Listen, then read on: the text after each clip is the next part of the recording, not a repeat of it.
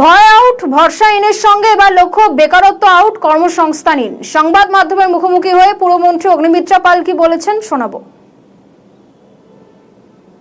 কয়েক মাস হয়েছে, তার মধ্যেই এতগুলি শিল্প একটু অ্যাড করব সেই ক্ষেত্রে আপনারা বলেছিলেন ভয় আউট ভরসা ইন, এবার কি বেকারত্ব আউট, শিল্প এবং কর্মসংস্থান ইন?